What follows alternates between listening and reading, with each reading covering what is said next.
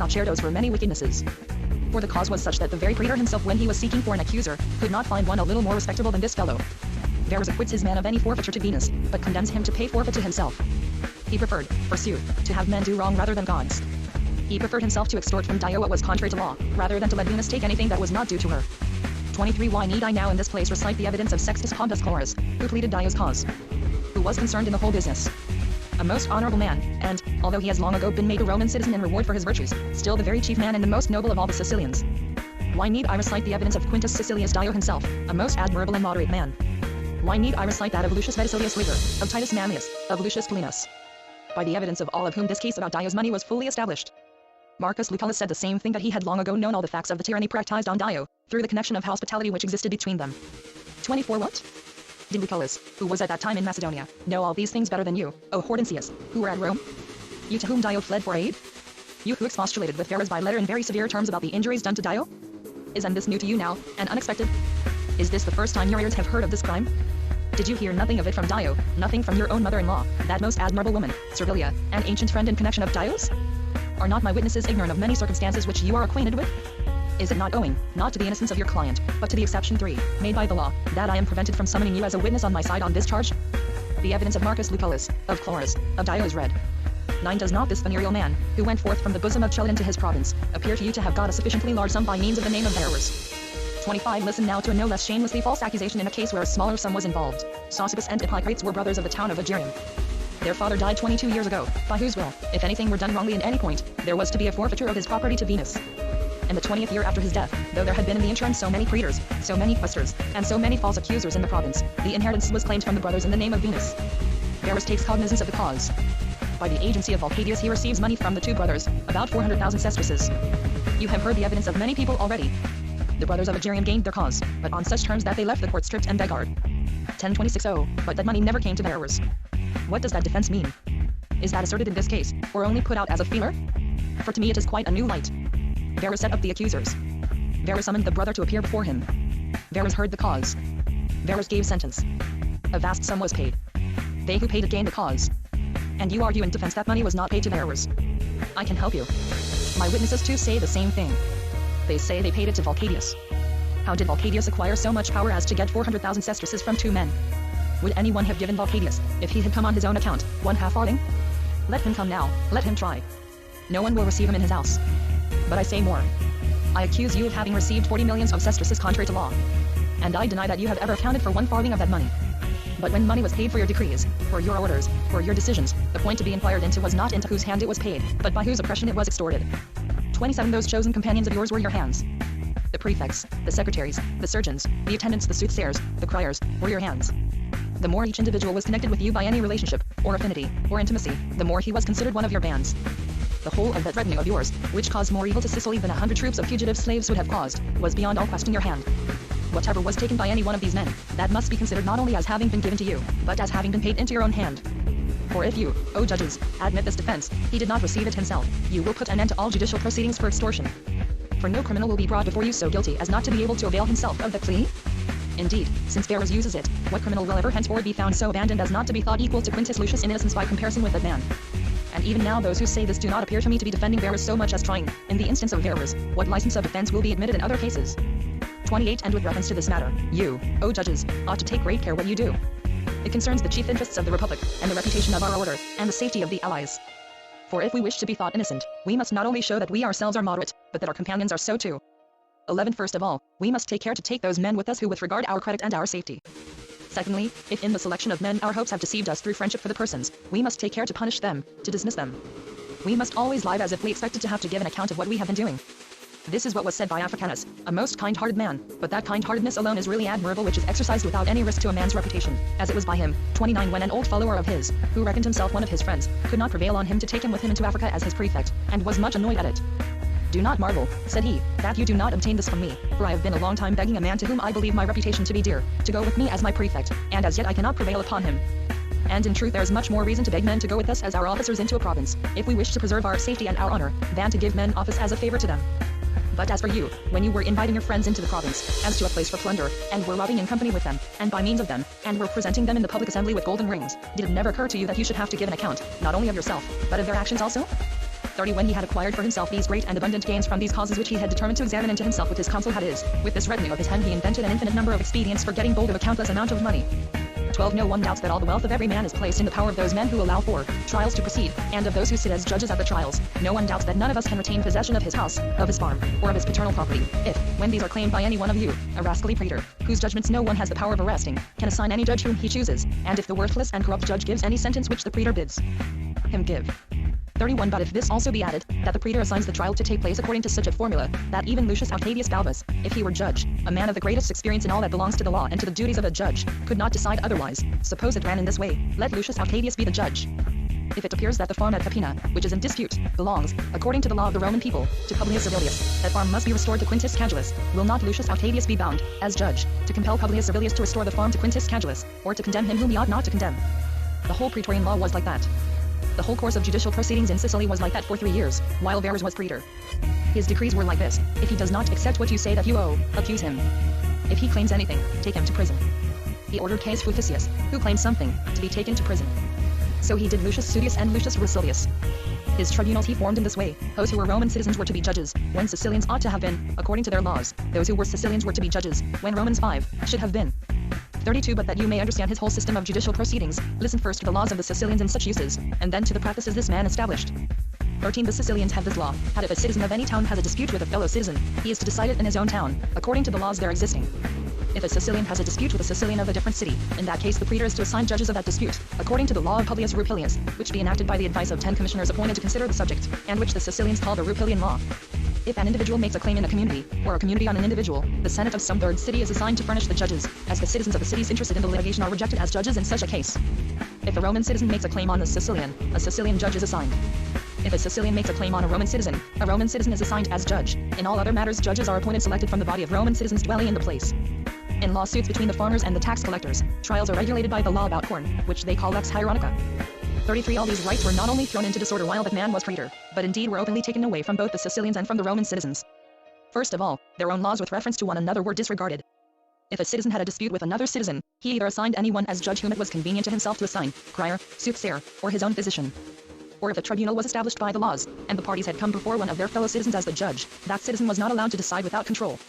For, listen to the edict issued by this man, by which edict he brought every tribunal under his own authority. If anyone had given a wrong decision, he would examine into the matter himself. When he had examined, he would punish. And when he did that, no one doubted that when the judge thought that someone else was doing to sit in judgment on his decision, and that he should be at the risk of his life in the matter, he would consider the inclination of the man who he expected would presently be judging in a matter affecting his down existence as a citizen.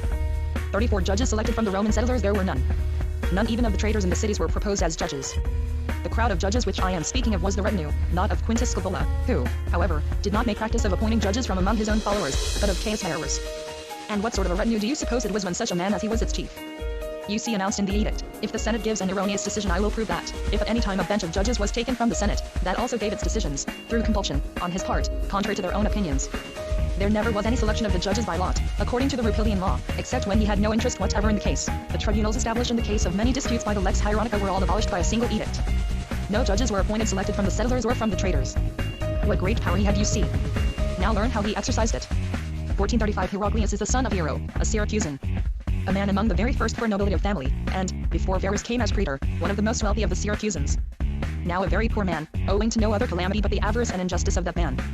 An inheritance of at least 3 millions of sesterces came to him by the will of his relation Heraclius. The house was full of silver plate exquisitely carved, of abundance of embroidered robes, and of most valuable slaves. Things in which he was ignorant of the insane cupidity of that man. The fact was a subject of common conversation, that a great fortune had come to Heraclius, that Heraclius would not only be rich, but that he would be amply supplied with furniture, plate, robes and slaves.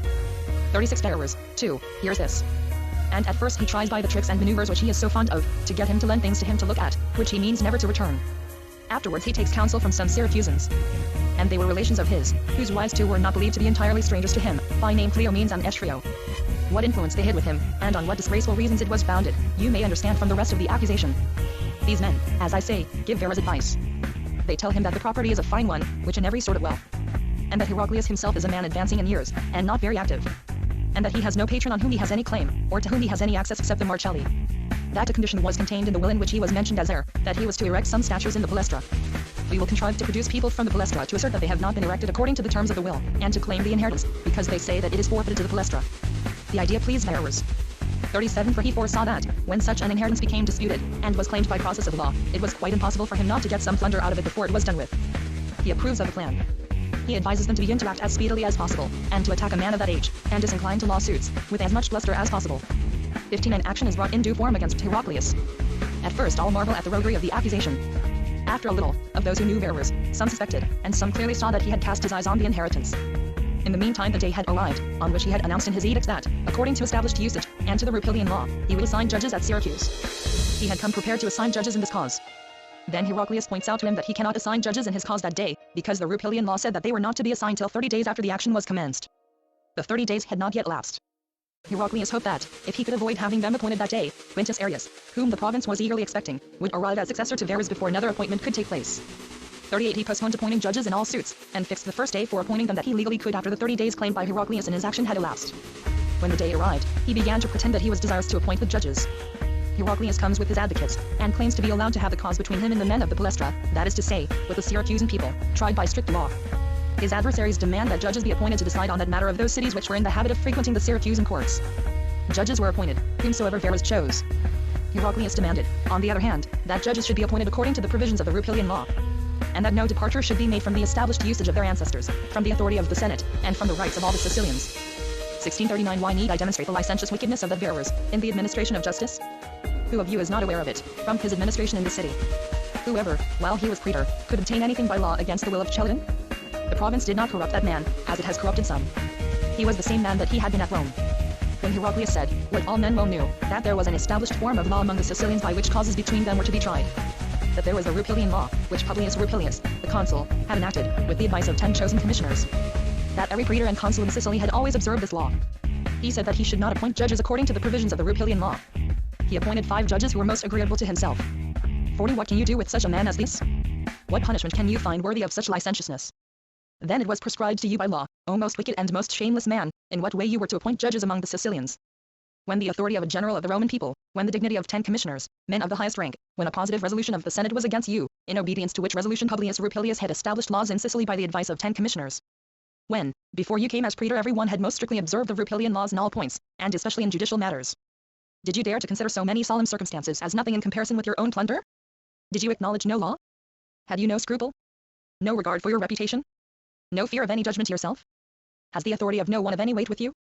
Was there no example which you chose to follow? 41 But, I was going to say, when these 5 judges had been appointed, by no law, according to no use, with none of the proper ceremonies, with no drawing of lots, This clever Wi-Fi hack allows not to examine into the cause, but to give whatever decision they were commanded, on that day nothing more was done. The parties are ordered to appear on the day following. 17 In the meantime Heraclius, as he sees that it is all a plot laid by the praetor against his fortune, resolves, by the advice of his friends and relations, not to appear before the court. Accordingly he flies from Syracuse that night. There was the next day, early in the morning, or he had got up much earlier than he ever did before, RDERS the judges to be summoned. When he finds that Heraclius does not appear, he begins to insist on their condemning Heraclius in his absence.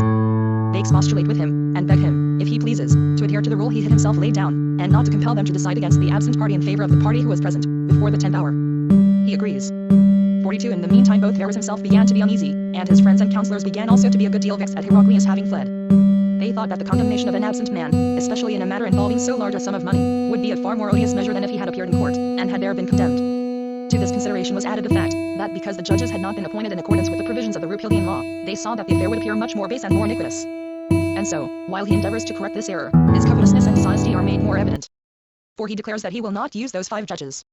He orders as ought to have been done at first, according to the Rupilian law Heraclius to be summoned, and those who had brought the action against him. He says that he is going to appoint the judges by lot, according to the Rupilian law. That which Heraclius the day before could not obtain from him, though he begged and entreated it of him with many tears, occurred to him the next day of his own accord, and he recollected that he ought to appoint judges according to the Rupilian law. He draws the names of 3 out of the urn, he commands them to condemn Heraclius in his absence. So they condemn him.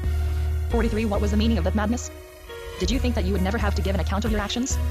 Did you think that such men as these would never hear of these transactions? Is such an inheritance to be claimed without the slightest grounds for such a claim, in order to become the plunder of the praetor? Is the name of the city to be introduced? Is the base character of a false accuser to be fixed upon an honorable state?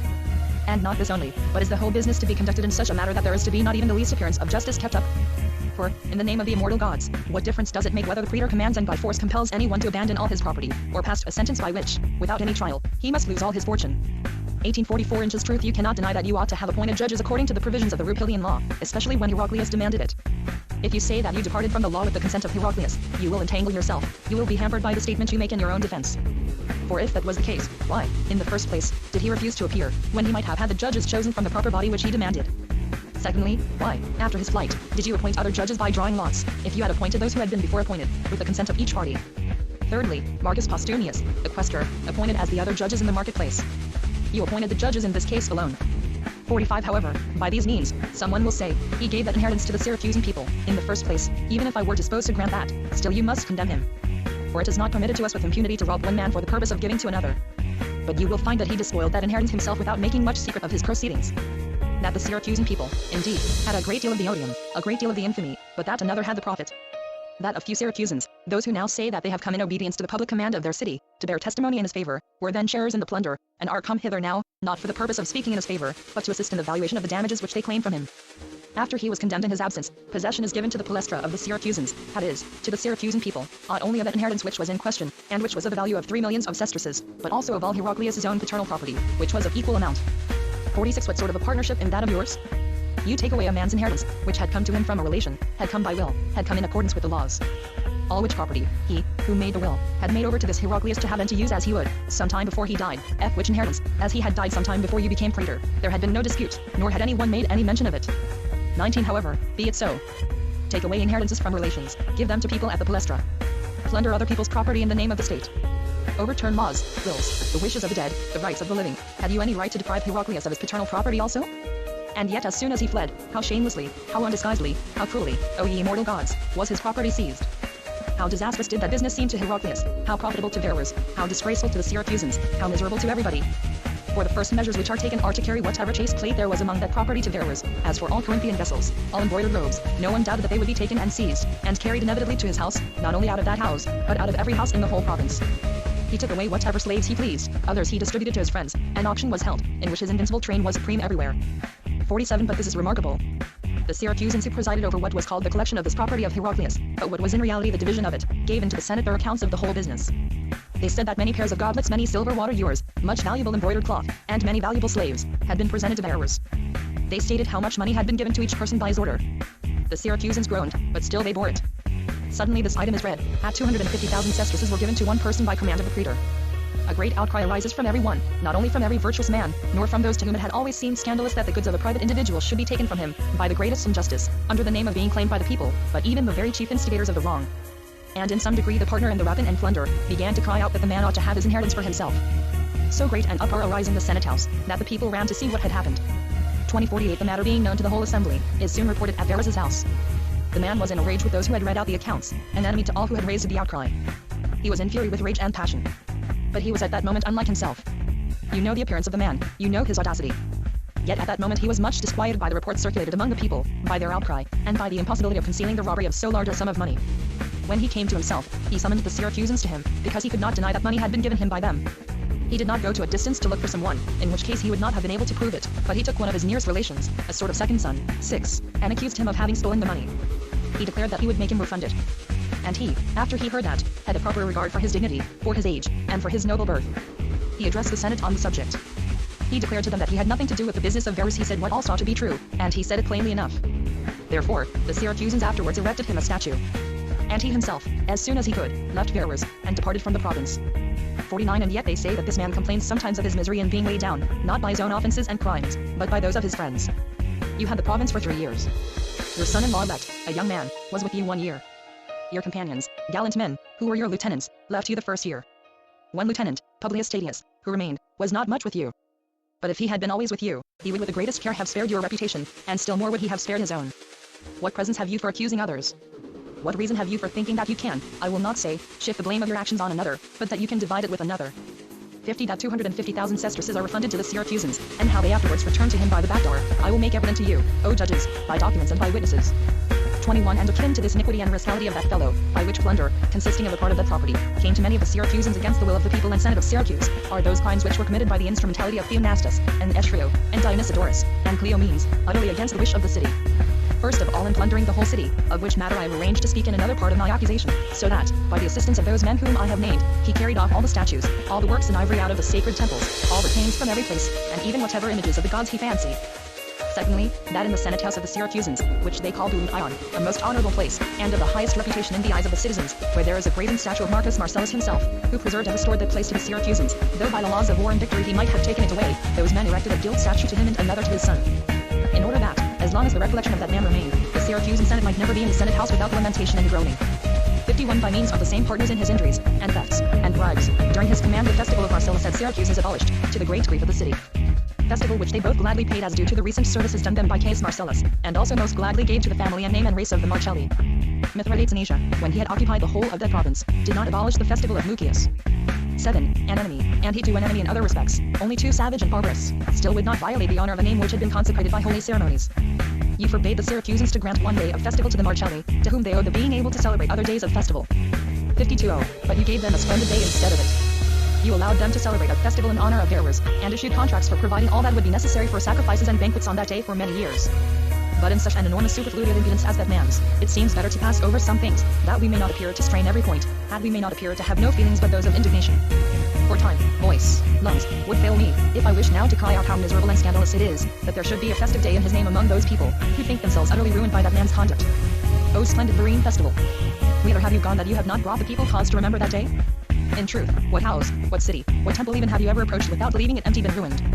Let the festival, then, be fitly called Verrine. 8. And appear to be established, not from recollection of your name, but of your covetousness and your natural disposition. 2253 C. O judges, how easily injustice, and the habit of doing wrong creeps on. See how difficult it is to check. There is a town called Bidus, an insignificant one indeed, not far from Syracuse. By far the first man of that city is a man of the name of Epicrates.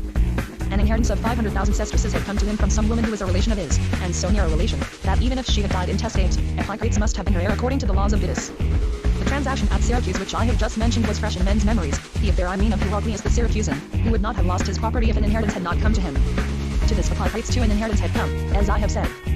54 His enemies began to consider that he too might be easily turned out of his property by the same praetor as Heraclius had been stripped of his buy. They planned the affair secretly. They suggested to Verres by his emissaries. The cause is arranged, so that the people belonging to the Palestra at Bidus are to claim his inheritance from Epicrates, just as the men of the Syracusan Palestra had claimed his from Heraclius. You never saw a praetor so devoted to the interests of the Palestra. But he defended the men of the Palestra in such a way that he himself came off with his wheels all the better greased. In this instance Verres, as soon as he foresaw what would happen, ordered 80,000 sesterces to be paid to one of his friends.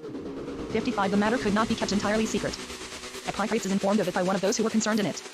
At first he began to disregard and despise it, because the claim made against him had actually nothing in it about which a doubt could be raised. Afterwards when he thought of Heraclius, and recollected the licentiousness of Verres, he thought it better to depart secretly from the province. He did so. He went to Rhegium. 23. And when this was known, they began to fret who had paid the money. They thought that nothing could be done in the absence of Epicrates. For Heraclius indeed had been present when the judges were appointed. But in the case of this man, who had departed before any steps had been taken in the action, before indeed there had been any open mention made of the dispute, they thought that nothing could be done. The men go to Rhegium. They go to Epicrates. They point out to him, what indeed he knew, that they had paid 80,000 sesterces. They beg him to make up to them the money they themselves were out of pocket. They tell him he may take any security from them that he likes, that none of them will go to law with Epicrates about that inheritance. 56 Epicrates reproaches the men at great length and with great severity, and dismisses them. They return from Rhegium to Syracuse. They complain to many people, as men in such a case are apt to do, that they have paid 80,000 sesterces for nothing. The affair got abroad. It began to be the topic of everyone's conversation. Verres repeats his old Syracusan trick. He says he wants to examine into that affair of the 80,000 sesterces. He summons many people before him. The men of Bidus say that they gave it to Vulcadius. They do not add that they had done so by his command. He summons Vulcadius. He orders the money to be refunded. Vulcadius with great equanimity brings the money, like a man who is sure to lose nothing by it. He returns it to them in the sight of many people. The men of Bidus carry the money away. 57 Someone will say, what fault then do you find with Verres in this, who not only is not a thief himself, but who did not even allow anyone else to be one? Listen a moment. Now you shall see that this money which was just now seen to leave his house by the main road returned back again by a bypath. What came next? Ought not the praetor, having inquired into the case with a bench of judges, when he had found out that a companion of his own, with the object of corruptly swaying the law, the sentence, and the bench, a matter in which the reputation of the praetor and even his condition as a free citizen were at stake, had received money, and that the men of Bidus had given it, doing injury to the fair fame and fortune of the praetor, ought he not, I say, to have punished both him who had taken the money, and those who had given it? You who had determined to punish those who had given an erroneous decision, which is often done out of ignorance, do you permit men to escape with impunity who thought that money might be received or be paid for the purpose of influencing your decree, your judicial decision? And yet that same Vulcadius remained with you, although he was a Roman knight, after he had such disgrace put upon him. 2458 For what is more disgraceful for a well-born man hath more unworthy of a free man, than to be compelled by the magistrate before numerous assembly to restore what has been stolen. And if he had been of the disposition of which not only a Roman knight, but every free man ought to be, he would not have been able after that to look you in the face. He would have been a foe, an enemy, after he had been subjected to such an insult. Unless, indeed, it had been done through collusion with you, and he had been serving your reputation rather than his own. And how great a friend he not only was to you then as long as he was with you in the province, but how great a friend he is even now, when you have long since been deserted by all the rest, you know yourself, and we can conceive. But is this the only argument that nothing was done without his knowledge, that Volcadius was not offended with him? That he punished neither Volcadius nor the men of Vidus? 59 It is a great proof, but this is the greatest proof of all, that to those very men of Vidus, with whom he ought to have been angry, as being the men by whom he found out that his decree had been attempted to be influenced by bribes, because they could do nothing against Hippocrates according to law, even if he were present. Oh, these very men, I say, he not only gave that inheritance which had come to Hippocrates, but, as in the case of Heraclius of Syracuse, so too in this case. Which was even rather more atrocious than the other, because Hippocrates had actually never had any action brought against him at all. He gave them all his paternal property and fortune. For he showed that if anyone made a demand of anything from an absent person, he would hear the cause, though without any precedent for so doing. The men of Vidus appear to claim the inheritance. The agents of Hippocrates demand that he would either refer them to their own laws, or else appoint judges, in accordance with the provisions of the Rupilian law. The adversaries did not dare to say anything against this. No escape from it can be devised. They accuse the man of having fled for the purpose of cheating them. They demand to be allowed to take possession of his property. 60 Hippocrates did not owe a farthing to anyone. His friends said that, if anyone claimed anything from him, they would stand the trial themselves, and that they would give security to satisfy the judgment. 25 When the whole business was getting cool, by Verus' instigation they began to accuse Hippocrates of having tampered with the public documents. A suspicion from which he was far removed. They demand a trial on that charge. His friends began to object that no new proceeding, that no trial affecting his rank and reputation, ought to be instituted while he was absent. And at the same time they did not cease to reiterate their demands that Verus should refer them to their own laws. 61 He, having now got ample room for false accusation, when he sees that there is any point on which his friends refuse to appear for Hippocrates in his absence, declares that he will appoint a trial on that charge before any other. When all saw plainly that not only that money which had to make a presents been sent from his house, had returned back to it, but that he had afterwards received much more money, the friends of Hippocrates ceased to argue in his defense. Verus ordered the men of Vidus to take possession of all his property, and to keep it for themselves. Besides the 500,000 sesterces which the inheritance amounted to, his own previous fortune amounted to 1,500,000. Was the affair planned out in this way from the beginning? Was it completed in this way? Is it a very trifling sum of money? Is Verus such a man as to be likely to have done all this which I have related for nothing? 62 Now, O judges, hear a little about the misery of the Sicilians. Both Heraclius the Syracusan, and Hippocrates of Vidus, being stripped of all their property, came to Rome. They lived at Rome nearly 2 years in mourning attire, with unshaven beard and hair. When Lucius Metellus went to the province, then they also go back with Metellus, bearing with them letters of high recommendation.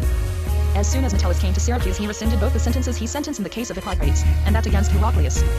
In the property of both of them there was nothing which could be restored, except what was not able to be moved from its place. 2663 Metellus had acted admirably on his first arrival, in rescinding and making of no effect all the unjust acts of that man which he could rescind. He had ordered Heraclius to be restored to his property. He was not restored. Every Syracusan senator who was accused by Heraclius he ordered to be imprisoned. And on this ground many were imprisoned. Hippocrates was restored at once.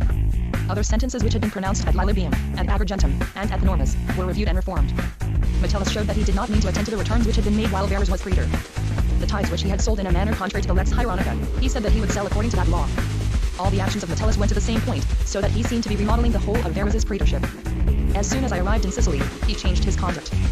64 A man of the name of Letilius had come to him 2 days before, a man not unversed in literature, so he constantly used him as his secretary. He had brought him many letters, and, among them, one from home which had changed the whole man. On the sudden he began to say that he wished to do everything to please Verus. That he was connected with him by the ties of both friendship and relationship. All men wondered that this should now at last have occurred to him, after he had injured him by so many actions and so many decisions. Some thought that Letilius had come as an ambassador from Verus, to put him in mind of their mutual interests, their friendship, and their relationship. From that time he began to solicit the cities for testimony in favor of Verus, and not only to try to deter the witnesses against him by threats, but even to detain them by force. And if I had not by my arrival checked his endeavors in some degree, and striven among the Sicilians, by the help of Glabrio's letters and of the law, I should not have been able to bring so many witnesses into this court. 2765 But, as I began to say, remark the miseries of the Sicilians. Heraclius, whom I have mentioned, and Hippocrates came forward a great distance to meet me, with all their friends. When I came to Syracuse, they thanked me with tears. They wished to leave Syracuse, and go to Rome in my company, because I had many other towns left which I wanted to go to. I arranged with the men on what day they were to meet me at Visana. They sent a messenger to me there, that they were detained by the praetor. And though I summoned them formally to attend and give evidence, I gave in their names to Metellus. They were very eager to come, having been treated with the most enormous injustice. They have not arrived yet. These are the rights which the allies enjoy now, not to be allowed even to complain of their distresses. 66 You have already heard the evidence of Heraclius of Chencheripa, a most virtuous and noble young man, from whom 100,000 sesterces were claimed by a fraudulent and false accusation. Verus, by means of penalties and securities 9, exacted, contrived to extort 300,000. And the sentence which had been given in favor of Heraclius, in the affairs about which security had been given he set aside, because a citizen of Cheshire had acted as judge between two of his fellow citizens, and he said that he had given a false decision. He forbade him to appear in the Senate, and deprived him by an interdict of all the privileges of citizens and of access to all public places. If anyone struck him, he announced that he would take no cognizance of the injury. That if any claim were made on him, he would appoint a judge from his own retinue, but that he would not allow him in action on any ground whatever. 67 And his authority in the province had just this weight, that no one did strike him, though the praetor in his province gave every one leave by word, and in reality incited them to do so. Nor did anyone claim anything of him, though he had given license to false accusation by his authority. Yet that heavy mark of ignominy was attached to the man as long as Verus remained in the province. After this fear had been impressed on the judges, in a manner unexampled and wholly without precedent, do you suppose that any matter was decided in Sicily except according to his will and pleasure? Does this appear to have been the only effect of it, which effect, however, it had, to take his money from Heraclius? Or was not this also the object, as the means by which the greatest splendor was to be got, O reign, under presence of judicial decision, the property and fortune of every one into the power of one man? 2868 But why should I seek out every separate transaction and cause in the trials which took place on capital charges? Out of many, which are all nearly alike, I will select those which seem to go beyond all the others in riskality. There was a man of Palacia, named Sopater, among the first men of his state for riches and high character. He, having been accused by his enemies before Caius Sacerdos the praetor, on a capital charge, was easily acquitted. The same enemies again accused this same Sopater on the same charge before Caius Verus when he had come as successor to Sacerdos. The matter appeared trifling to Sopater, both because he was innocent, and because he thought that Verus would never dare to overturn the decision of Sacerdos. The defendant decided to appear. The cause is heard at Syracuse. Those changes are brought forward by the accusers which had been already previously extinguished, not only by the defense, but also by the decision. 69 Quintus Minucius, a Roman knight, among the first for a high and honorable reputation, and not unknown to you, O judges, defended the cause of Sopater. There was nothing in the cause which seemed possible to be feared, or even to be doubted about at all. In the meantime that same Timarchides, that fellow's attendant and freedman, who is, as you have learned by many witnesses at the former hearing, his agent and manager in all affairs of this sort, comes to Sopater, and advised him not to trust too much to the decision of Sacerdos and the justice of his cause. He tells him that his accusers and enemies have thoughts of giving money to the praetor, but that the praetor would rather take it to acquit. And at the same time, that he had rather, if it were possible, not rescind the decision of his predecessor. Sopater, as this happened to him quite suddenly and unexpectedly, was greatly perplexed, and had no answer ready to make to Timarchides, except that he would consider what he had best do in such a case. And at the same time he told him that he was in great difficulties respecting money matters. Afterwards he consulted with his friends. And as they advised him to purchase an acquittal, he came to Timarchides. Having explained his difficulties to him, he brings the man down to 80,000 sesterces, and pays him that money. 2970 When the cause came to be heard, all who were defending Sopater were without any fear or any anxiety. No crime had been committed. The matter had been decided. Verus had received the money. Who could doubt how it would turn out? The matter is not summed up that day. The court breaks up. Timarchides comes a second time to Sopater. He says that his accusers were promising a much larger sum to the praetor than what he had given, and that if he were wise he would consider what he had best do. The man, though he was a Sicilian, and the defendant had his to say, though he had little chance of obtaining justice and he was in an unfortunate position, still would not bear with or listen to Timarchides any longer. Do, said he, whatever you please. I will not give any more in this, too, was the advice of his friends and defenders. And so much the more, because Verus, however he might conduct himself on the trial, still had with him on the bench some honorable men of the Syracusan community, who had also been on the bench with Sacerdos when this same Sopater had been acquitted. They considered that it was absolutely impossible for the same men, who had formerly acquitted Sopater, to condemn him now on the same charge, supported by the same witnesses. And so with this one hope they came before the court. 71 And when they came hither, when the same men came in numbers on the bench who were used to sit there, and when the whole defense of Sopater rested on this hope, namely, on the number and dignity of the bench of judges, and on the fact of their being, as I have said before, the same men who had before acquitted Sopater of the same charge, marked the open rascality and audacity of the man, not attempted to be disguised, I will not say under any reason, but with even the least dissimulation. He orders Marcus Petilius, a Roman knight, whom he had with him on the bench, to attend to a private cause in which he was judge. Petilius refused, because Verus himself was detaining his friends whom he had wished to have with him on the bench. He, liberal man, said that he did not wish to detain any of the men who preferred being with Petilius. And so they all go.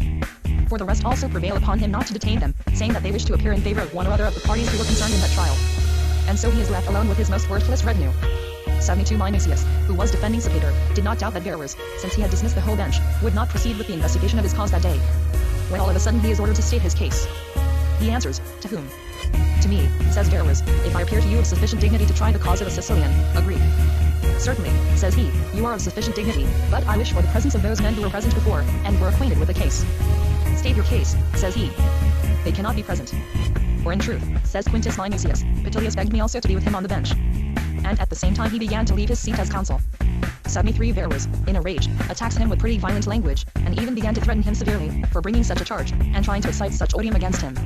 39 Lucius, who lived as a merchant at Syracuse, in such a way as always to bear in mind his rights and his dignity, and who knew that it became him not to increase his property in the province at the expense of any portion of his liberty, gave the man such answer as seemed good to him, and as the occasion and the cause required.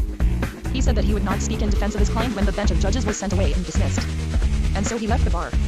And all the other friends and advocates of Jupiter, except the Sicilians, did the same. 74 Verus, though he is a man of incredible effrontery and audacity, yet when he was thus suddenly left alone got frightened and agitated.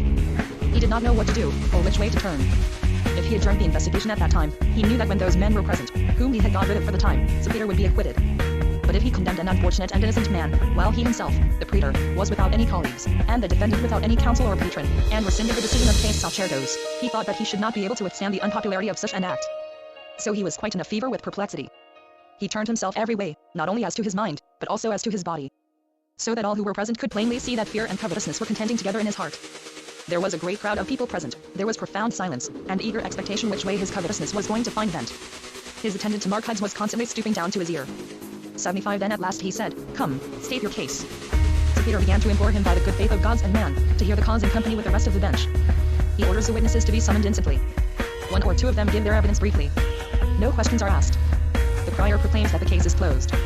Verus, as if he were afraid that Catilius, having either finished or adjourned the private cause on which he was engaged, might return to the bench with the rest, jumps down in haste from his seat. He condemned an innocent man, one who had been acquitted by case Sacerdos, without hearing him in his defense, by the joint sentence of a secretary, a physician, and a soothsayer. 3176 Pray keep that man in the city, O judges. Spare him and preserve him, that you may have a man to assist you in judging causes. To declare his opinion in the Senate on questions of war and peace, without any covetous desires. Although, indeed, we and the Roman people have less cause to be anxious as to what his opinion in the Senate is likely to be, for what will be his authority? When will he have either the daring or the power to deliver his opinion? When will a man of such luxury and such indolence ever attempt to mount up to the Senate House except in the month of February? 10. However, let him come. Let him vote war against the Cretans, liberty to the Byzantines. Let him call Ptolemy king. Let him say and think everything which Hortensius wishes him. These things do not so immediately concern us, albeit not such immediate reference to the risk of our lives, or to the peril of our fortunes. 77 What really is of vital importance, what is formidable, what is to be dreaded by every virtuous man, is, that if through any influence this man escapes from this trial, he must be among the judges. He must give it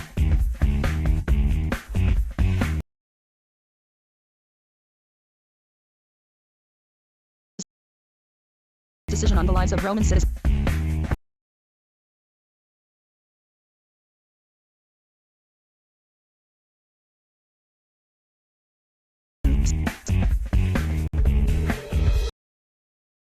He must be standard bearer in the army of the man left.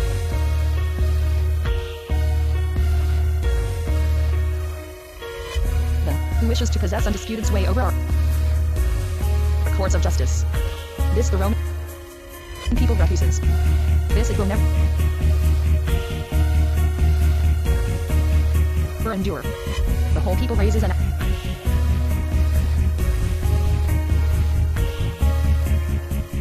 outcry, and gives you leave, if you are delighted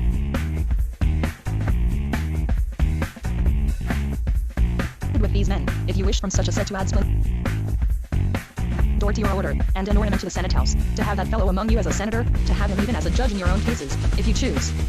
But men who are not of your body, men to whom the admirable Cornelian laws do not give the power of objecting to more than 3 judges, do not choose that this man, so cruel, so wicked, so infamous should sit as judge in matters in which they are concerned. 3278 Which is true, if that is a wicked action, which appears to me to be of all actions the most base, and the most wicked, to take money to influence a decision in a court of law, to put up one's good faith and diligence to auction. How much more wicked, flagitious, and scandalous is it, to condemn a man from whom you have taken money to acquit him. Oh, that the praetor does not even act up to the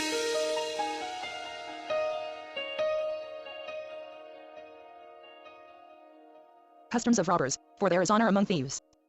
It is a sin to take money from a defendant. How much more to take it from an accuser?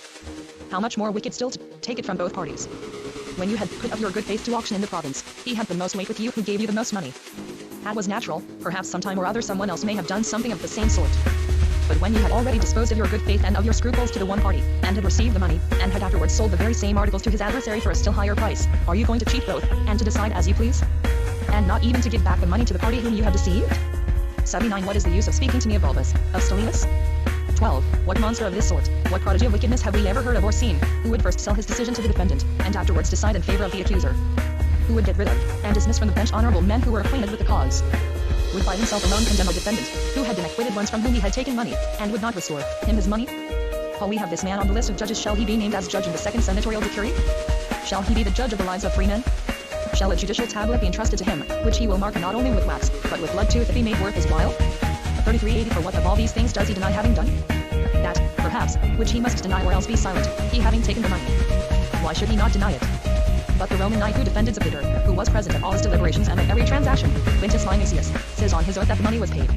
He says on his oath that Mark had said that a greater sum was being offered by the accusers. All the Sicilians will say the same.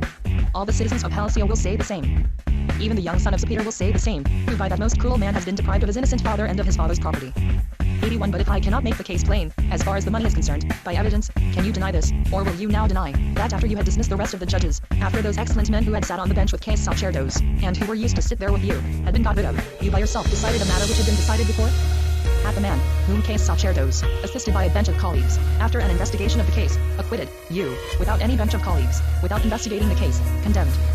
When you have confessed this, which was done openly in the forum at Syracuse, before the eyes of the whole province, then deny, if you like, that you received money.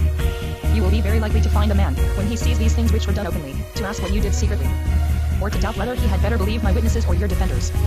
82. I have already said, O judges, that I shall not enumerate all that fellow's actions which are of this sort, but that I shall select those which are the most remarkable. 34. Listen now to another remarkable exploit of his, one that has already been mentioned in many places, and one of such a sort that every possible crime seems to be comprehended in that one. Listen carefully, for you will find that this deed had its origin in covetousness, its growth in lust, its consummation and completeness in cruelty. 83. Sphenius, the man who is sitting by us, is a citizen of Thermi, long since known to many by his eminent virtue and his illustrious birth, and now known to all men by his own misfortune and the unexampled injuries he has received from that man. Verus, having often enjoyed his hospitality, and having not only stayed often with him at Thermi, but having almost dwelt with him there, took away from him out of his house everything which could in any uncommon degree delight the mind or eyes of anyone. In truth, Sphenius from his youth had collected such things as these with more than ordinary diligence. Elegant furniture of brass, made at Delos and at Corinth, paintings, and even a good deal of elegantly wrought silver, as far as the wealth of a citizen of Thermi could afford. And these things, when he was in Asia, as a young man, he had collected diligently, as I said, not so much for any pleasure to himself, as for ornaments against the visits of Roman citizens, his own friends and connections, whenever he invited them. 84. But after Verus got them all, some by begging for them, some by demanding them, and some by boldly taking them, Sphenius bore it as well as he could, but he was affected with unavoidable indignation in his mind, at that fellow having rendered his house, which had been so beautifully furnished and decorated, naked and empty. Still he told his indignation to no one. He thought he must bear the injuries of the praetor and silent prose of his guests with calmness. 85. Meantime that man, with that covetousness of his which was now notorious and the common talk of every one, as he took a violent fancy to some exceedingly beautiful and very ancient statues at Thermi placed in the public place, began to beg of Sphenius to promise him his countenance and to aid him in taking them away. But Sphenius not only refused, but declared to him that it was utterly impossible that most ancient statues, memorials of Publius Africanus, should ever be taken away out of the town of the Thermitani, as long as that city and the empire of the Roman people remained uninjured. 3586. Indeed, that you may learn at the same time both the humanity and the justice of Publius Africanus, the Carthaginians had formerly taken the town of Himera, one of the first towns in Sicily for renown and for beauty. Scipio, as he thought it a thing worthy of the Roman people, that, after the war was over, our allies should recover their property in consequence of our victory, took care, after Carthage had been taken, that everything which he could manage should be restored to all the Sicilians. As Himera had been destroyed, those citizens whom the disasters of the war had spared had settled at Thermi, on the border of the same district, and not far from their ancient town. They thought that they were recovering the fortune and dignity of their fathers, when those ornaments of their ancestors were being placed in the town of Thermi. 87. There were many statues of brass. Among them a statue of Himera herself, of marvelous beauty, made in the shape and dress of a woman, after the name of the town and of the river. There was also a statue of the poet Stesichorus, aged, stooping, as men think, with the most exceeding skill, who was, indeed, a citizen of Himera, but who both was and is in the highest renown and estimation over all Greece for his genius. These things he coveted to a degree of madness. There is also, which I had almost passed over, a certain she-goat maid, as even we who are skilled in these matters can judge, with wonderful skill and beauty. These, and other works of art, Scipio had not thrown away like a fool, in order that an intelligent man like Verus might have an opportunity of carrying them away, but he had restored them to the people of Thermi. Not that he himself had not gardens, or a suburban villa, or some place or other where he could put them. But, if he had taken them home, they would not long have been called Scipio's, but theirs to whom they had come by his death. Now they are placed in such places that it seems to me they will always seem to be Scipio's, and so they are called. 3688. When that fellow claimed those things, and the subject was mooted in the Senate, Sphenius resisted his claim most earnestly, and urged many arguments, for he is among the first men in all Sicily for fluency of speech. He said that it was more honorable for the men of Thermi to abandon their city than to allow the memorials of their ancestors, the spoils of their enemies, the gifts of the most illustrious man, the proofs of the alliance and friendship with the Roman people, to be taken away out of their city. The minds of all were moved. no one was found who did not agree that it was better to die. And so Verus found this town almost the only one in the whole world from which he could not carry off anything of that sort belonging to the community, either by violence, or by stealth, or by his own absolute power, or by his interest, or by bribery. But, however, all this covetousness of his I will expose another time. At present I must return to Sphenius. 89 Verus, being furiously enraged against Sphenius, renounces the connection of hospitality with him, leaves his house, and departs. 13. For, indeed, he had moved his quarters before. The greatest enemies of Sphenius immediately invite him to their houses, in order to inflame his mind against Sphenius by inventing lies and accusing him. And these enemies were Agathinus, a man of noble birth, and Dorotheus, who had married Calydona, the daughter of that same Agathinus, of whom Verus had heard. So he preferred migrating to the son-in-law of Agathinus. Only one night elapsed before he became so intimate with Dorotheus, that, as one might say, they had everything in common. He paid as great attention to Agathinus as if he had been some connection or relation of his own. He appeared even to despise that statue of Chimera, because the figure and features of his hostess delighted him much more. 3790 Therefore he began to instigate the men to create some danger for Sphenius, and to invent some accusation against him. They said they had nothing to allege against him. On this he openly declared to them, and promised to them that they might prove whatever they pleased against Sphenius if they only laid the information before him. So they do not delay. They immediately bring Sphenius before him. They say that the public documents have been tampered with by him. Sphenius demands that as his own fellow citizens are prosecuting him on a charge of tampering with the public documents, and as there is a right of action on such a charge according to the laws of the Thermotani, since the Senate and people of Rome had restored to the Thermotani their city, and their territory and their laws, because they had always remained faithful and friendly. And since Publius Rupilius had afterwards, in obedience to a decree of the Senate, given laws to the Sicilians, acting with the advice of 10 commissioners, according to which the citizens were to use their own laws in their actions with one another. And since Verus himself had the same regulation contained in his edict. In all these accounts, I say, he claims of Verus to refer the matter to their own laws. 91 That man, the justest of all men, and the most remote from covetousness, declares that he will investigate the affair himself, and bids him come prepared to plead his cause at the 8th hour. It was not difficult to see what that dishonest and wicked man was designing. And, indeed, he did not himself very much disguise it, and the woman could not hold her tongue. It was understood that his intention was, that, after he, without any pleading taking place, and without any witnesses being called, had condemned Sphenius, then, infamous that he was, he should cause the man, a man of noble birth, of mature age, and his own host, to be cruelly punished by scourging. And as this was notorious, by the advice of his friends and connections, Sphenius fled from there to Rome. He preferred trusting himself to the winter and to the waves, rather than not escape that common tempest and calamity of all the Sicilians. 3892 That punctual and diligent man is ready at the 8th hour. He orders Sphenius to be summoned. And, when he sees that he does not appear, he begins to burn with indignation, and to go mad with rage. To dispatch 14 officers to his house. To send horsemen in every direction about his farms and country houses, and as he kept waiting there till some certain news could be brought to him, he did not leave the court till the 3rd hour of the night. The next day he came down again the first thing in the morning. He calls Agathinus. He bids him make his statement about the public documents against Sphenius in his absence. It was a cause of such a character, that, even though he had no adversary in court, and a judge unfriendly to the defendant, still he could not find anything to say. 93 So that he confined himself to the mere statement that, when Salcerdos was praetor, Sphenius had tampered with the public documents. He had scarcely said this when Verus gives sentence that Sphenius seems to have tampered with the public documents, and, moreover, this man so devoted to Venus, added this besides, with no precedent for, no example of, such an addition, for that action he should adjudge 500,000 sesterces to Venus Erycina out of the property of Sphenius. And immediately he began to sell his property. And he would have sold it, if there had been ever so little delay in paying him the money. 94 After it was paid, he was not content with this iniquity.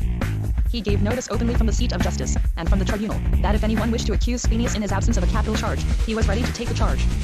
And immediately he began to instigate Agathinus, his new relation and host, to apply himself to such a cause, and to accuse him. But he said loudly, in the hearing of every one, that he would not do so, and that he was not so far an enemy to Sphenius as to say that he was implicated in any capital crime. Just at this moment a man of the name of Basilius, a needy and worthless man, arrives on the sudden. He says that he is willing to accuse the man in his absence if he may. And Verus tells him that he may, that it is a thing often done, and that he will receive the accusation. So the charge is made. Verus immediately issues an edict that Sphenius is to appear at Syracuse on the 1st of December.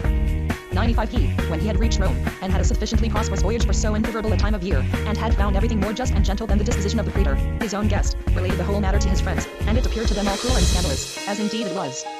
39 Therefore now Silentius and Lucius Gellius the consuls immediately propose in the Senate that it be established as a law, if it so seem good to the conscript fathers, that men be not proceeded against on capital charges in the provinces while they are absent.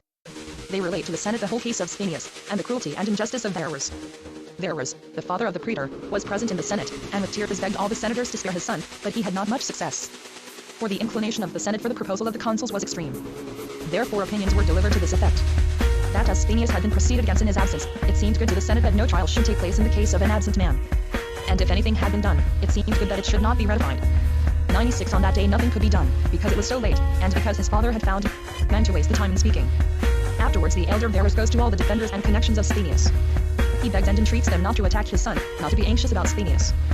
He assures them that he will take care that he suffers no injury by means of his son. That with the object he will send trustworthy men into Sicily both by sea and land. And it wanted now about 30 days of the 1st of December, on which day he had ordered Sphenius to appear at Syracuse. 9-7 The friends of Sphenius are moved. They hope that by the letters and messengers of the father the bond may be called off from his insane attempt. The cause is not agitated anymore in the Senate. Family messengers come to Verus, and bring him letters from his father before the 1st of December, before any steps whatever had been taken by him in Sphenius' affair. And at the same time many letters about the same business are brought to him from many of his friends and intimates. 40 On this he, who had never any regard either for his duty or his danger, or for affection, or for humanity, when put in competition with his covetousness, did not think, as far as he was advised, that the authority of his father, nor, as far as he was entreated, that his inclination was to be preferred to the gratification of his own evil passions. On the morning of the 1st of December, according to his edict, he orders Sphenius to be summoned. 98 If your father, at the request of any friend, whether influenced by kindness or wishing to curry favor with him, have made a petition to you, still the inclination of your father ought to have had the greatest weight with you. But when he begged it of you for the sake of your own safety from a capital charge, and when he had sent trustworthy men from home, and when they had come to you at a time when the whole affair was still intact, could not even then a regard, if not for affection, at least for your own safety, bring you back to duty and to common sense? He summons the defendant. He does not answer. He summons the accuser. Mark, I pray you, O judges. See how greatly fortune herself opposed to that man's insanity, and see at the same time what chance aided the cause of Sphenius. The accuser, Marcus Basilius, being summoned, I know not how it came about, did not answer, did not appear. 99 If Sphenius had been accused while present, if he had been detected in a manifest crime, still, as his accuser did not appear, Sphenius ought not to have been condemned. In truth, if a defendant could be condemned though his accuser did not appear, I should not have come from Vibo to Velia in a little boat through the weapons of fugitive slaves and pirates, and through yours, at a time when all that haste of mine at the peril of my life was to prevent your being taken out of the list of defendants if I did not appear on the appointed day. If then in this trial of yours that was the most desirable thing by you, namely, for me not to appear when I was summoned, why did you not think that it ought also to serve Sphenius that his accuser had not appeared? He so managed the matter that the end entirely corresponded to the beginning. The same man against whom he had received an accusation while he was absent, he condemns now when the accuser is absent. 41-100 At the very outset news was brought to him that the matter had been agitated in the Senate, which his father also had written him word of at great length, that also in the public assembly Marcus Calcanus, a tribune of the people, had made a complaint of error of the treatment of Sphenius. Lastly, that I myself had pleaded the cause of Sphenius before this college of the tribunes of the people, as by their edict no one was allowed to remain in Rome who had been condemned on a capital 15 charge. And that when I had explained the business as I have now done to you, and had proved that this had no right to be considered a condemnation, the tribunes of the people passed this resolution, and that it was unanimously decreed by them, that Sphenius did not appear to be prohibited by their edict from remaining in Rome. 101 When this news was brought to him, he for a while was alarmed and agitated. He turned the blunt end of his pen 16 onto his tablets, and by so doing he overturned the whole of his cause. For he left himself nothing which could be defended by any means whatever. For if he were to urge in his defense, it is lawful to take a charge against an absent man, no law forbids this being done in a province, he would seem to be putting forth a faulty and worthless defense, but still it would be some sort of a defense. Lastly, he might employ that most desperate refuge, of saying, that he had acted ignorantly, that he had thought that it was lawful. And although this is the worst offense of all, still he would seem to have said something. He erases that from his tablets which he had put down, and enters that the charge was brought against Sphenius while he was present. 42-102 Here considering how many toils he involved himself, from which he could never disentangle himself. In the first place, he had often and openly declared himself in Sicily from his tribunal, and had asserted to many people in private conversation, that it was lawful to take a charge against an absent man. That he, for example, had done so himself which he had. That he was in the habit of constantly saying this, was stated at the former pleading by Sextus Pompus Chlorus, a man of whose virtue I have before spoken highly. And by Cnaeus Pompus Theodorus, a man approved of by the judgment of the most illustrious man Cnaeus Pompus in many most important affairs, and, by universal consent, a most accomplished person. And by Posens Matros Solentum, a man of the highest rank, of the greatest reputation and virtue. And as many as you please will tell you the same thing at this present trial, both men who have heard it from his own mouth, of the leading men of our order, and the others too who were present when the accusation was taken against Sphenius in his absence. Moreover in Rome, when the matter was discussed in the Senate, all his friends, and among them his own father, defended him on the ground of its being lawful so to act. F its having been done constantly. F his having done what he had done according to the example and established precedent of others. 103 Besides, all Sicily gives evidence of the fact which in the common petitions of all the states has prescribed this request to the consuls, to beg and entreat of the conscript fathers, not to charges to be received against the absent. Concerning which matter you heard Cnaeus Lentulus, the advocate of Sicily, and a most admirable young man, say, that the Sicilians, when they were instructing him in their case, and pointing out to him what matters were to be urged in their behalf before the Senate, complained much of this misfortune of Sphenius, and on account of this injustice which had been done to Sphenius, resolved to make this demand which I have mentioned. 104 And as this is the ease, were you endued with such insanity and audacity, as, in a matter so clear, so thoroughly proved, aids so notorious even by you yourself, to dare to corrupt the public records? But how did you corrupt them? Did you not do it in such a way that, even if we all kept silence, still your own handwriting would be sufficient to condemn you? Give me, if you please, the document. Take it round to the judges. Show it to them. Do you not see that the whole of this entry, where he states that the charge was made against Sphenius in his presence, is a correction? What was written there before? What blunder did he correct when he made that error? Why, O judges, do you wait for proofs of this charge from us? We say nothing. The books are before you, which cry out themselves that they have been tampered with and amended. 105 Do you think you can possibly escape out of this business, when we are following you up, not by any uncertain opinion, but by your own traces, which you have left deeply printed and fresh in the public documents? Has he decided, I should like to know, without hearing the cause, that Sphenius has tampered with the public documents, who cannot possibly defend himself from the charge of having tampered with the public documents in the case of the very Sphenius? 43-106 See now another instance of madness. See how, in trying to acquit himself, he entangles himself still more. He assigns an advocate to Sphenius. Any relation or intimate friend? No. Nice citizen, any honorable and noble man of Florence? Not even that. At least it was some Sicilian, in whom there was some credit and dignity. Far from it. Whom then did he assign to him? A Roman citizen. Who can approve of this? When Sphenius was the man of the highest rank in his city, a man of most extensive connections, with numberless friends. When, besides, he was of the greatest influence all over Sicily, by his own personal character and popularity. Could he find no Sicilian who was willing to be appointed his advocate? Will you approve of this? Did he himself prefer a Roman citizen? Tell me what Sicilian, when he was defended in any action, ever had a Roman citizen assigned to him as his advocate. Produce the records of all the praetors who preceded Verus. Open them. If you find one such instance, I will then admit to you that this was done as you have entered it in your public documents. 107 No but, I suppose, Sphenius thought it honorable to himself for Verus to choose a man for his advocate out of the number of Roman citizens who were his own friends and connections. Whom did he choose? Whose name is written in the records? Caius Claudius, the son of Caius, of the Palatine tribe. I do not ask who this Claudius is. How illustrious, how honorable, how well suited to the business, and deserving that, because of his influence and dignity, Sphenius should abandon the custom of all the Sicilians, and have a Roman citizen for his advocate. I do not ask any of these questions. Or perhaps Sphenius was influenced not by the high position of the man, but by his intimacy with him. Hat? What shall we say if there was in the whole world a greater enemy to Sphenius than this very Caius Claudius, both constantly in old times, and especially at this time and in this affair? Have he appeared against him on the charge of tampering with the public documents? Have he opposed him by every means in his power? But shall we believe, that an enemy of Sphenius was actually appointed his advocate, or that you, at a time of the greatest danger to Sphenius, made free with the name of his enemy, to ensure his ruin? 44-108 And that no one may have any doubt as to the real nature of the whole transaction, although I feel sure that by this time that man's rascality is pretty evident to you all, still listen yet a little longer. Do you see that man with curly hair, of a dark complexion, who is looking at us with such a countenance as shows that he seems to himself a very clever fellow? Him. I mean, who has the papers in his hand, who is writing, who is prompting him, who is next to him? That is Caius Claudius, who in Sicily was considered Verus's agent and interpreter, the manager of all his dirty work, a sort of colleague to Timarchides. Now he is promoted so high that he scarcely seems to yield to Apronius in intimacy with him. Indeed, he called himself a colleague and ally not of Timarchides, but of Verus himself. 109 Now doubt, if you can, that he chose that man of all the world to impose the worthless character of a false advocate on, whom he knew to be most hostile to Sphenius, and most friendly to himself. And will you hesitate in this case, O judges, to punish such enormous audacity and cruelty and injustice as that of this man? Will you hesitate to follow the example of those judges, who, when they had condemned Cnaeus Dolabella, rescinded the condemnation of Philodemus of Opus, because a charge had been received against him not in his absence, which is of all things the most unjust and the most intolerable, but after a commission had been given him by his fellow citizens to proceed to Rome as their ambassador? That precedent which the judges, in obedience to the principles of equity, established in a less important cause, will you hesitate to adopt in a cause of the greatest consequence, especially now that it has been established by the authority of others? 45-110 But who was it, O Verus, whom you treated with such an exampled injustice? Against whom did you receive a charge in his absence? Whom did you condemn in his absence? Not only without any crime, and without any witness, but even without any accuser? Who is it? O ye immortal gods! I will not say your own friend, which is the dearest title among men. I will not say your host, which is the most holy name. There is nothing in Sphenius' case which I speak of less willingly. The only thing which I find it possible to blame him in is, had he, a most moderate and upright man, invited you, a man full of adultery, and crime, and wickedness, to his house. That he, who had been and was connected by ties of hospitality with Caius Marius, with Cnaeus Pompus, with Caius Marcellus, with Lucius Sisenna, your defender, and with other excellent citizens, added your name also to that of those unimpeachable men. 111 On which account I make no complaint of violated hospitality, and of your abominable wickedness in violating it.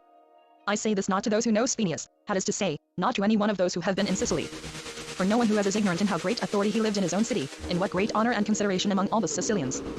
But I say it that those, too, who have not been in the province, may be able to understand who he was in whose case you established such a precedent, that both on account of the iniquity of the deed, as well as on account of the rank of the man, it appeared scandalous and intolerable to everyone. 46-112 Is not Sphenius, the man, he who when he had very easily obtained all the honorable offices in his city, executed them with the greatest splendor and magnificence?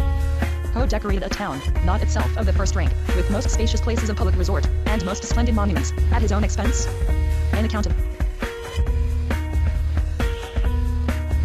whose good services towards the state of Thermi, and towards all the Sicilians, a brazen tablet was set up in the Senate house at Thermi.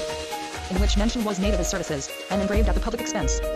Which tablet was torn down under your government, and is now brought hither by me, that all may know the honor in which he was held among his countrymen, and his preeminent dignity.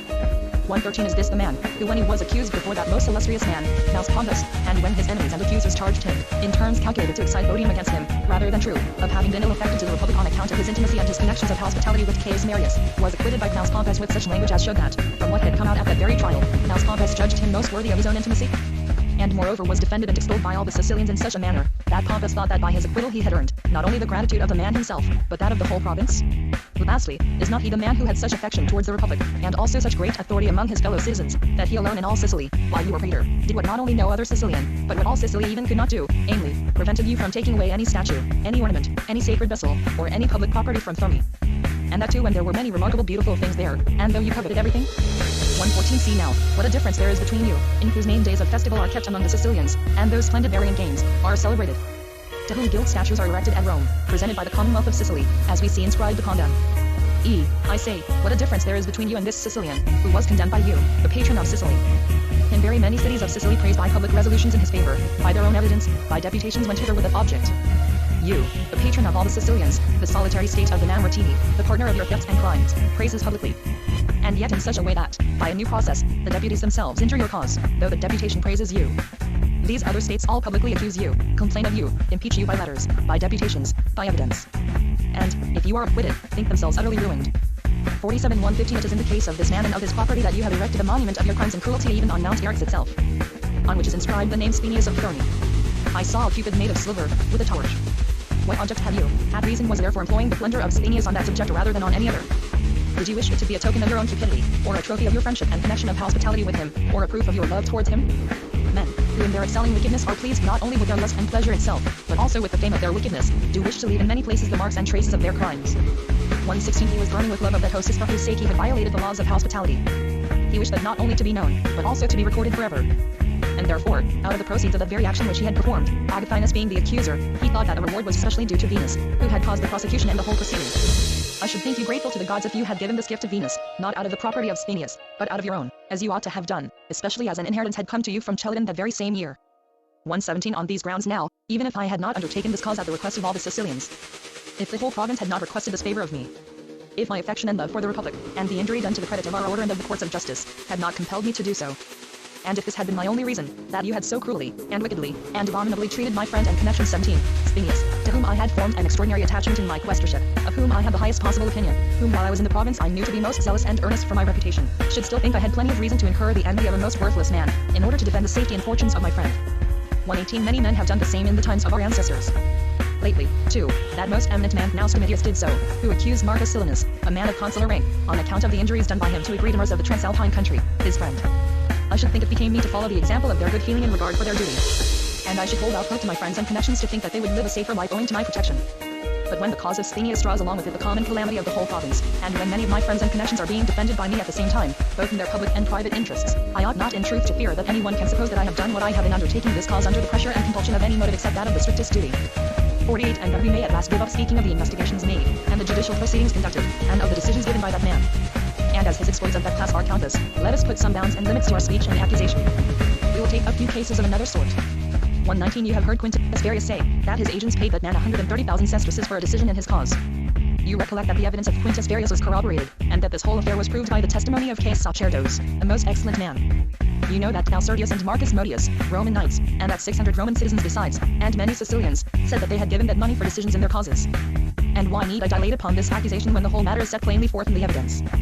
Why should I argue about what no one can doubt? Or will any man in the world doubt that he set up his judicial decisions for sale in Sicily, when at Rome he sold his very edict and all his decrees?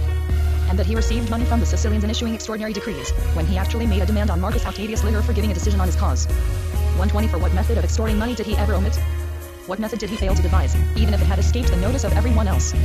Was anything in the Sicilian states ever sought to be obtained in which there is any honor, any power, or any authority, that you did not make it a source of your own gain, and sell it to the best bidder? 49 At the former pleading evidence was given of both the public and the private nature. Deputies from Centuripa, from Hilisa, from Catina, and from Panormus, and from many other cities gave evidence.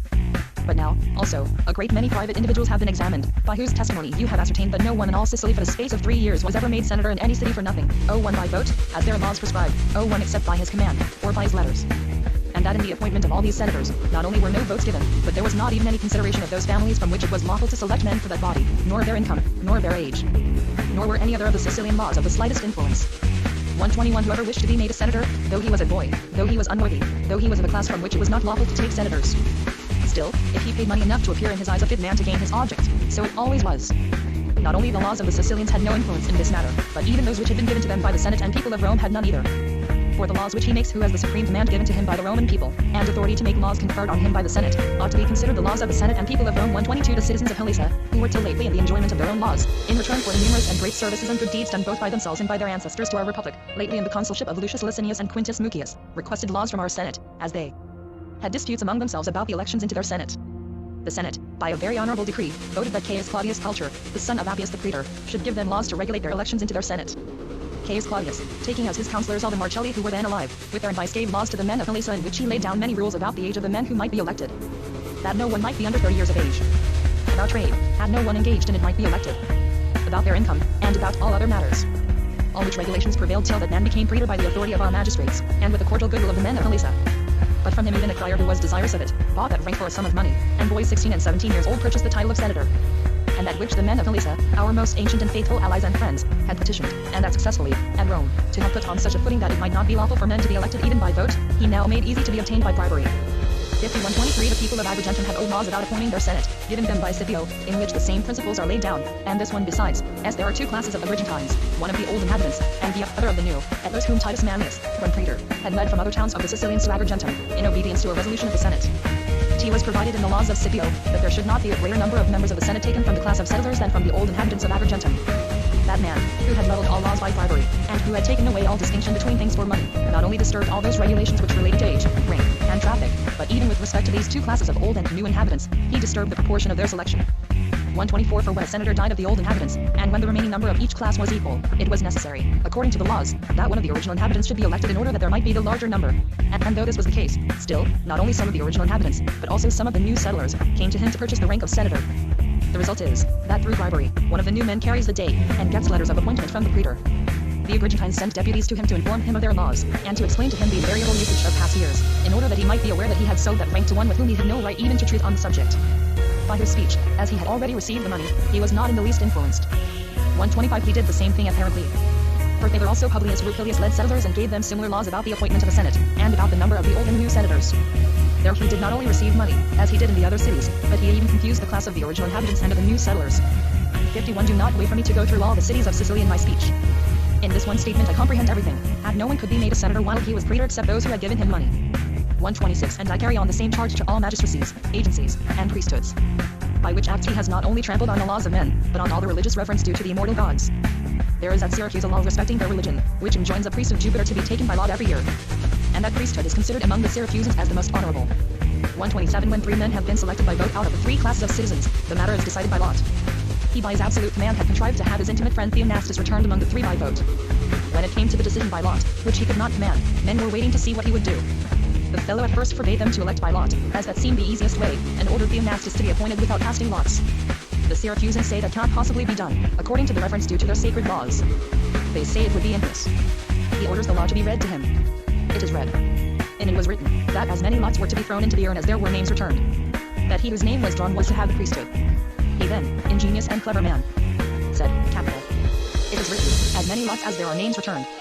How many names then were returned? It is answered, 3. Is there then anything necessary except that 3 lots should be put in, and 1 drawn out? Nothing. He orders 3 lots to be put in, on all of which was written the name of Theon. A great outcry arises as it seemed to everyone a scandalous and infamous proceeding. And so by these means